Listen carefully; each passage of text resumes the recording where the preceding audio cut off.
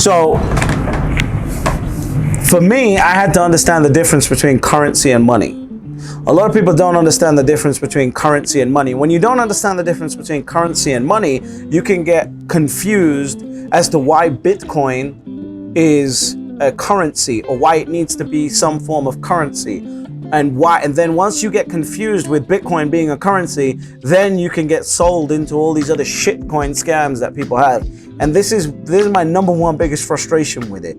Understanding the difference between currency and money is the single most important thing. The system that we live in created currency and then lied to you and me and told us that it was money. And what I had to learn in my life is that currency is bullshit and money is real. And so depending on where you are in the world, if you're in a Spanish-speaking country, this is the difference. Everyone confuses plata, which is they take as money, and they confuse that with divisa, which is currency. Currency and money are two separate things. These are worlds apart. Currency is controlled and created by governments to activate money in an economy. That's the purpose of a currency. So what you've got to do is you've got to understand that money is completely different to currency.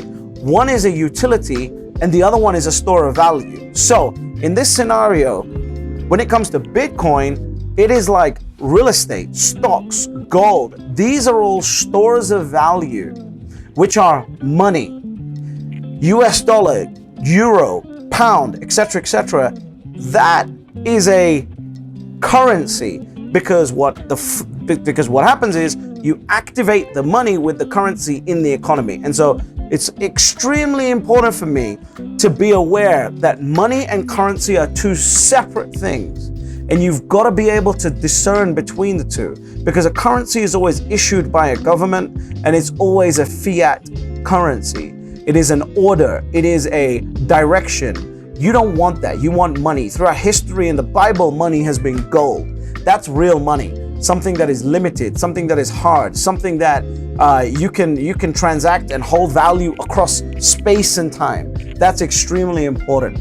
Money is not currency and currency is not money. And this is one of the things that I had to figure out. And then, only then, did I understand why I needed Bitcoin and why currency was a bunch of bullshit. And then once you understand that you need to buy money and you need money, then you can understand and start figuring out which form of money is the best. And then once you figure that out, it all leads to Bitcoin. All paths lead to Bitcoin because Bitcoin is the hardest form of money that we know.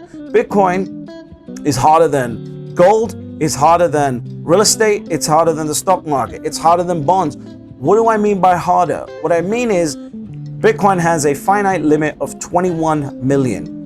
This is the only asset in human history that has a limited finite asset, a finite number. So therefore, you need to get a piece of that. This is why people own real estate, because the speed at which new properties are built is slow. In fact, right now, it would take about 110 to 120 years to rebuild all of the real estate if we just knocked everything down. If imagine something just happened and every building just collapsed.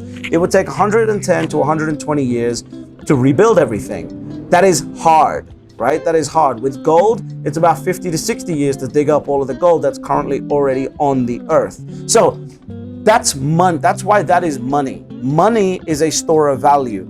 Currency is a form of government issued orders and directives and directions to activate the money you have for use in the government controlled economy that we live in. Bitcoin is money, and all these other shit coins are trying to be currencies. These are two very, very separate things.